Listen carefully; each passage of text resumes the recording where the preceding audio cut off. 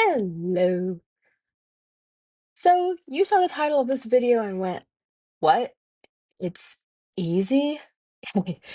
Yes, it is. With a lot of practice. A lot of practice.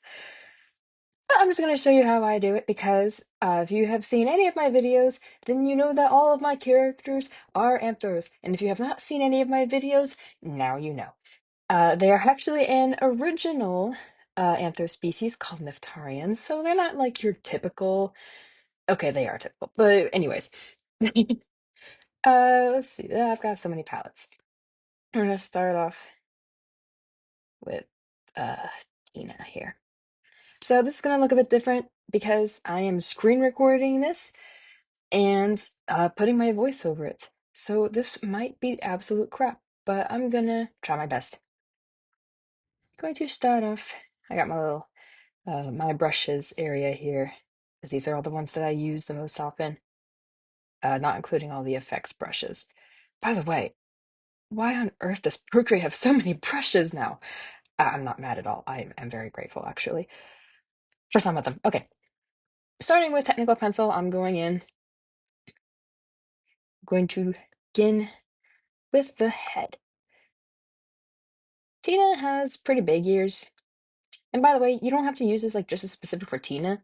You can just use this for like any anthro wolf, barring the eyes, because I have a very specific way of drawing anthro eyes with like the glow and stuff, and I do different ones depending on like characters. I have different art styles depending on species stuff. So it's gonna look a bit different.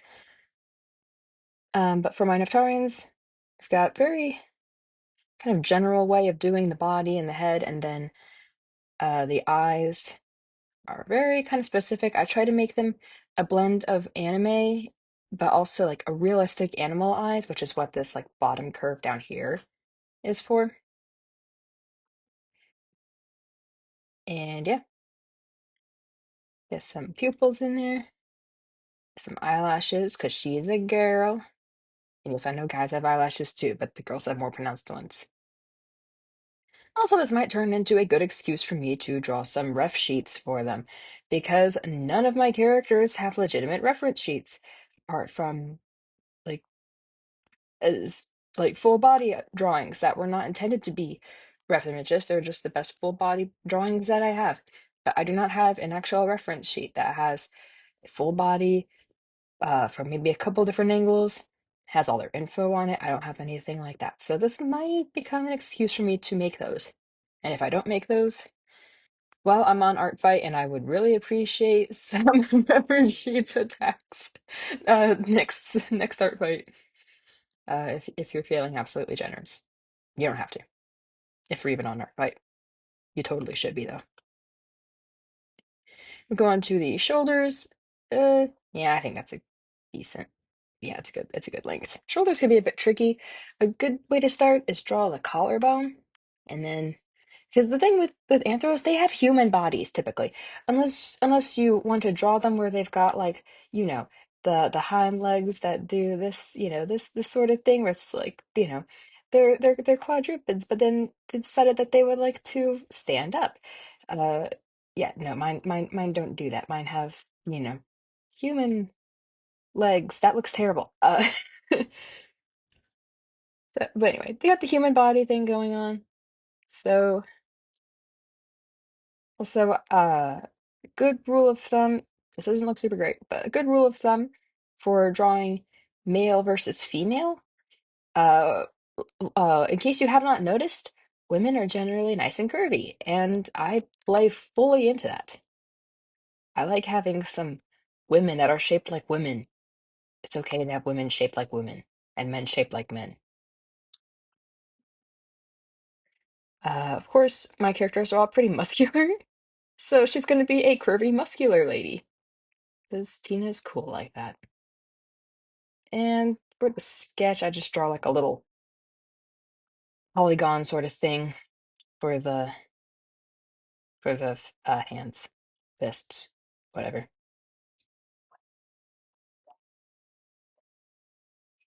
I'm gonna just do like a general outline for that. I don't want to get too detailed because this is a video that kids can use. But yeah, if you're gonna add a female with femaleness, go ahead and know where all the curves are gonna be. That's all I'm saying.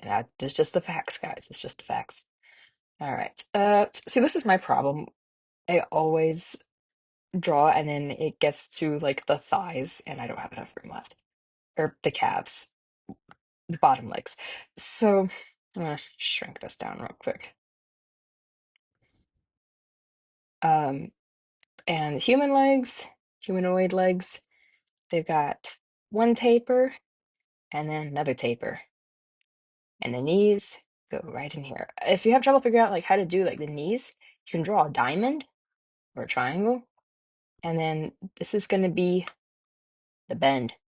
So then that's where you know. And then the front of it just stick out a little bit. And then feet. I love drawing feet. Um, I have yet to draw like actual human feet, but paw feet because my Neftarian anthros, they have very specific feet. They're kind of big, um, but they've got three little animal toes. It's very cute. Of course, she wears shoes, so we're not really going to see it, but that's just so you can get an idea. Also, feet have three sections when you draw them.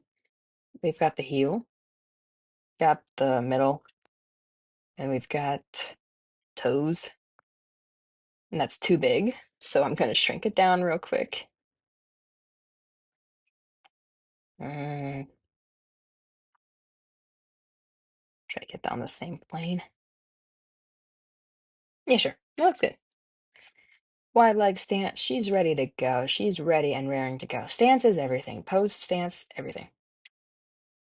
And then we got a line just so I know where the tail is gonna go and how it's gonna curve. Because she's got a really big tail. It's awesome. So there is our initial sketch. And then I'm going to jump over it, and with a darker color, I'm gonna add the clothes because should um you should try to add clothes after you do the initial sketch because unless she's wearing absolutely something skin tight, clothes do not stick to the body. They come a little bit off of it. So there's going to be a little extra thickness, basically. Also, my apologies if this audio is absolute crap because I'm not using a microphone. I just have my AirPods in because I figured that would be better to get the sound in. So this sound might be absolutely terrible or way too, um, it might pick up absolutely everything going on. So I have no idea. Yeah, she's got some shorts, tank top. She's got some gloves and it's left over from her days as a Sonic the Hedgehog OC. She's not anymore, but yeah, it's left over. And then she's also got these boots, which have kind of a wide outer part, and then we come down, get that curve over here, and yep, and add the sole on the bottom. The sole is going to be a little bit extra that you add on the bottom. It's not going to stick right to the bottom of the foot. So don't put a sole right here. Put it down here.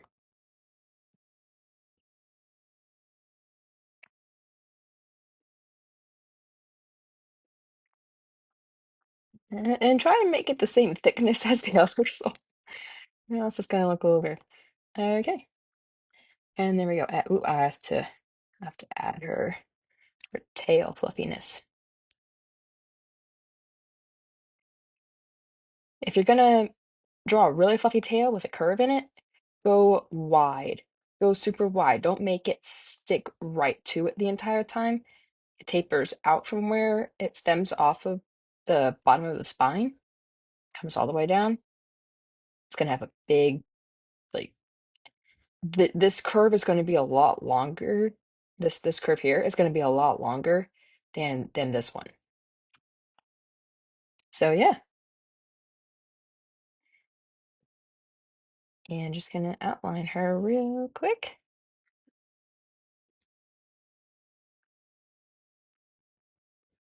Always use taper to your advantage with eyelashes, stuff like that.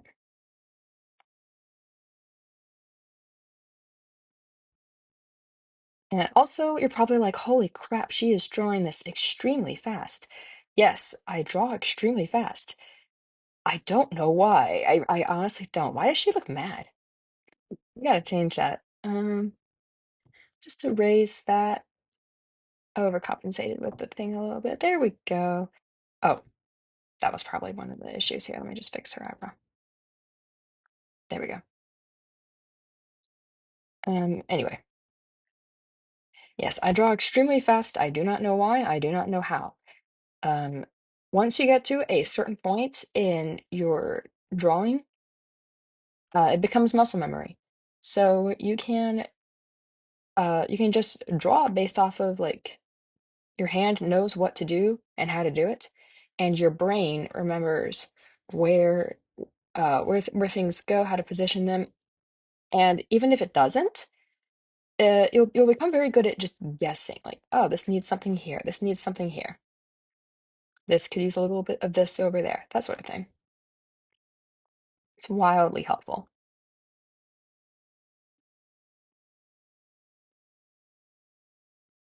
And for the sake of time, I'm not going to draw every one of my characters. I'm just going to make this an example of how easy it can really be to draw an Anthro character, and I'm just going to draw Tina. In which case, no, we will not be getting reference images of every single one of my characters, but that's okay. We got Tina, and that's good enough, because she's great.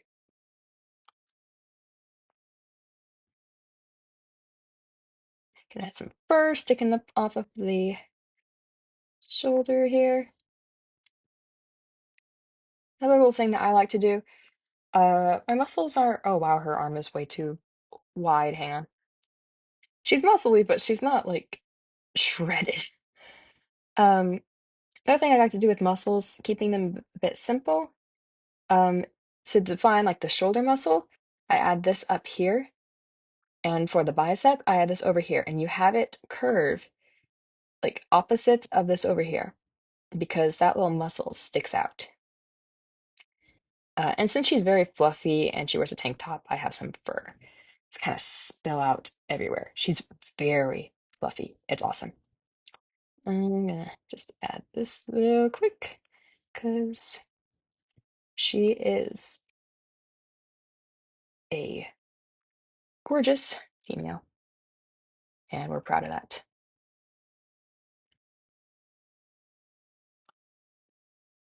And always add some wrinkles to the clothes, unless it's something that's like insanely skin tight. And even then, there's still going to be some creases for, let's say, like, where the shoulder is or like the armpit is. If something's like really tight in one area, and I'm already seeing here that I uh brought this down a bit too low, so I'm just gonna bring it up a little bit. Yeah, that looks good. A lot of drawing can really just be guesswork, and that's okay because you're going to spend a lot of time figuring out what works, what doesn't. If something doesn't look right to you and you don't know what it is, you're going to have to guess. Um, Something that I do sometimes is that I will basically, like, for example, if this button was a problem, this button here, if it was a problem for her pants, and I couldn't figure out, I just knew something was wrong with how the pants looked, but I didn't know what it was, then I would cover with my fingers, if I'm going to make an example with the stylus, I would cover with my fingers different things and see how it would look. And if I covered the button and everything looked normal again, I would know that it's the button. I need to change it. But eventually you can get to the point where you can just look at something and tell without having to like put up your hand or your finger or something and guess off of that. The uh the best way to become a good artist is to just remember what made something look good and do that. And it's okay to start by tracing or like looking and copying off of things, just so long as like you're not claiming that that it's entirely original. If you're just doing it for practice, like what I used to do, then yeah, just uh just practice by tracing and copying, and that's totally fine because it will help you see how someone did something. And also, yes, I am now at the hands. And you're probably like, oh, this is where she lied and said that drawing anthros was easy because we still have to draw hands. Unless, of course, your anthro is one of these who has, the adorable little paw hands that they just look so innocent. They got the little toe beans and everything, and they're like, hi guys. Yeah. A couple characters that do that, but they're not squad rising characters. They are for something else, which I am not saying anything about yet because first of all, it's not ready, and second of all, it's not going to be ready for a while. And thirdly, I want it to be a surprise. So you guys are gonna have to sit through a lot of Squad Rising content and books and stuff before you ever get to see that. But anyway, we have a decent hand. This is another thing that it just takes practice and memorization. A good thing to remember is that fingers have three sections. Another good thing to remember is that you have hands. I hope. If you don't have hands, I apologize. And you can look at pictures of hands because if you're going to draw hands, you need to learn how to draw hands. Um, it can take guesswork, but if you're going to uh, be drawing hands in difficult positions, hold up your hand in the same position and just look at your hand and draw, and look at your hand and draw, and you'll get it. And I'm going to bring out her forearm a little bit because based on the wrist where the band is on the glove, um, it needs to come out a little bit more. Mm, sure, that's fine.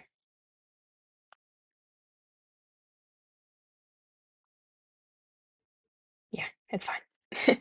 I'm looking at it like it could taper a little bit more. It could taper a little bit more, but it's fine. Your drawings don't have to be perfect either. You can get them as close as you can, and when you're practicing, they're not going to be perfect, and that is fine. You should see some of my older drawings. As a matter of fact, I have a shorts video on my channel. Um, I think it's just titled Improvement or something like that. And it's basically my take on the improvement meme. And it's just a bunch of pictures, just a bunch of drawings. Um, first of a wolf character of mine who was not Tina, but was kind of the predecessor for Tina. I made up this character when I was like 5. She's very still near and dear to me, but now Tina's in the spotlight, so there's that. But Tina is extremely near and dear to me as well. And yeah, it was just the beginning of that wolf character and what my art looked like when I was drawing her into like creating Tina as an OC, a Sonic OC, and then uh the art that we see now for the books. So yeah, it's pretty fun. Get down here to the knees, and I need to bring this out because knees bend. They're not all straight like that. They're a little bit out of a bump. There we go. And what just happened? This is the problem. I have it on my iPad sideways, obviously, and the screen size option on Procreate believes that it should always be whatever position your iPad's at, so I have to turn it. But no, we are doing this vertically. And you'll notice that I just jumped from the legs to the tail because that's how my brain works. I just kind of jump doing the line art. This is where it can be kind of tricky. I make her tail very fluffy. As you can see, it doesn't always work with some of the curves.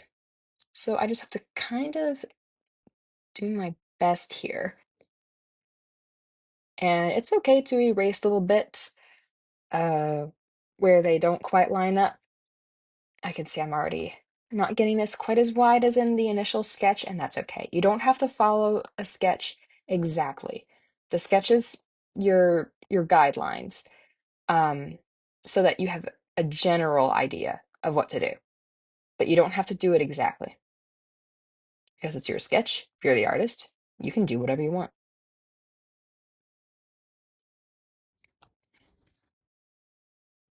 And now onto these boots.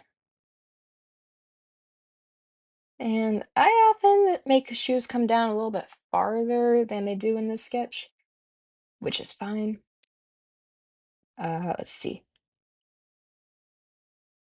Also, something to remember is that if you draw something, part of a drawing, you're very proud of how it looks. You think it looks amazing. That's the best pair of eyes that you've ever drawn. That's the best hand that you've ever drawn.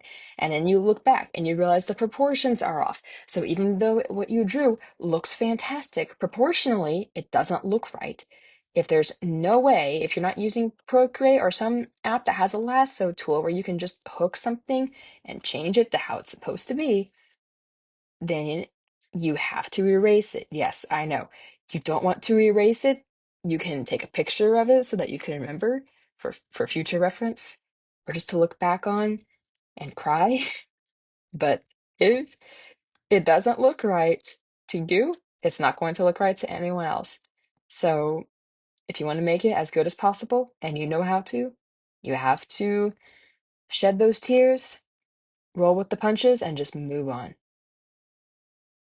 I've had to do it quite a few times, and it's always sad, but in the end, it's what's best for the drawing and for the people who will see the drawing. Because if you want them to be impressed, yes, like I said, it's not going to be perfect, but if something can be fixed and you know how, then you should fix it.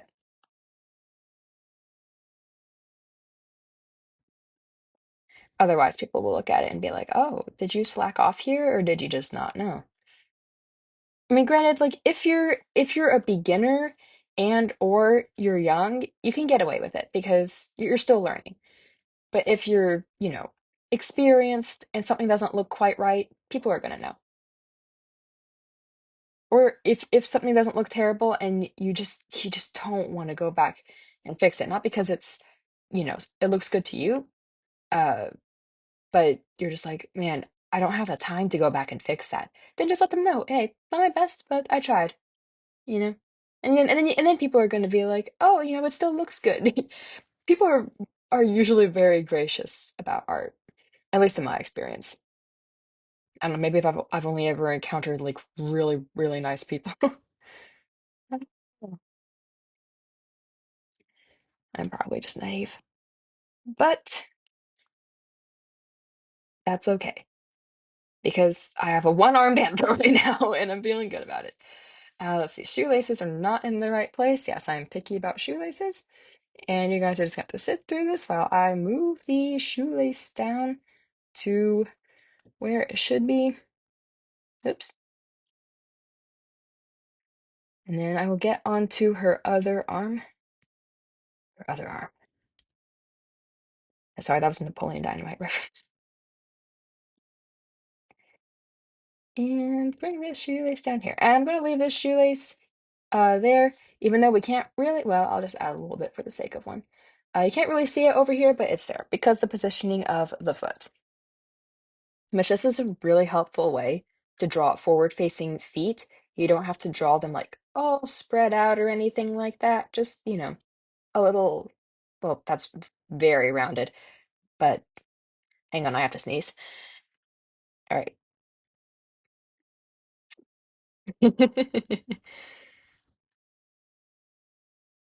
I'm just a human, guys. I'm just a human. That sneeze felt really good, though. I'm not gonna lie. All right. And if you want to play it safe with an anthro that has actual hands, you can always hide the other hand a little bit behind the other leg, because that looks realistic. Her thumb is too long, though. I gotta shorten the thumb. Taking a step back or zooming out, literally, is always a good way to make sure that everything is kind of equal in size and proportion. So yeah, there she is. I think she looks pretty good.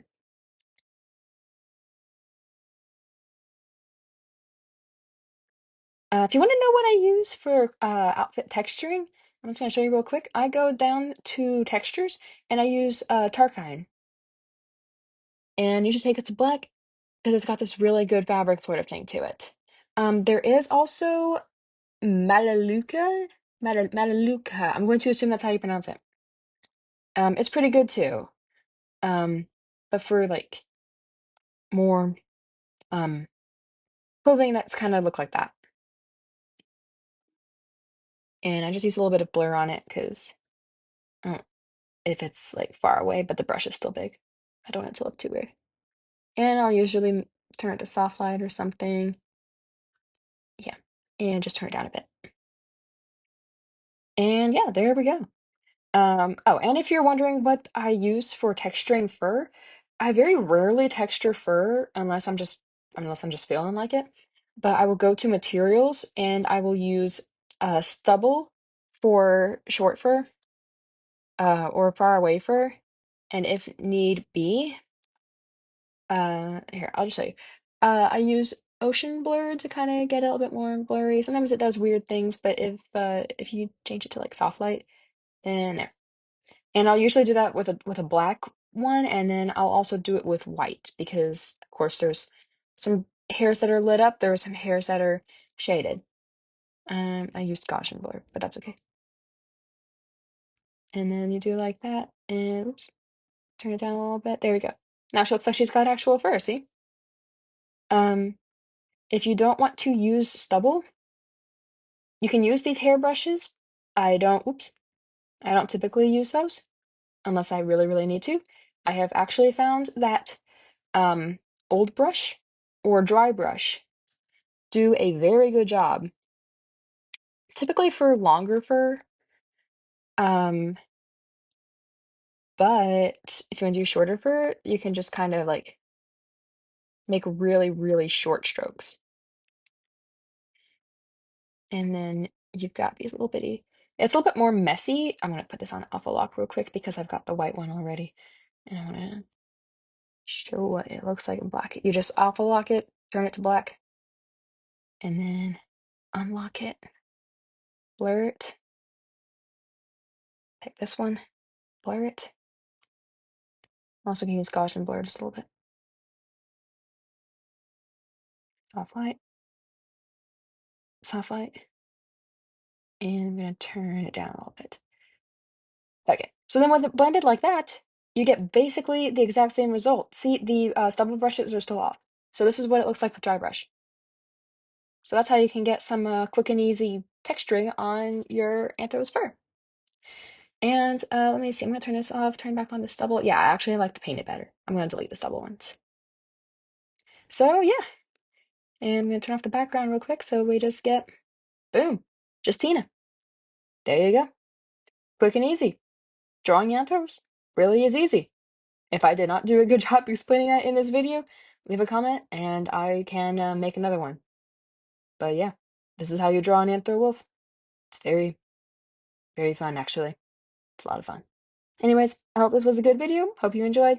Have a great day, y'all.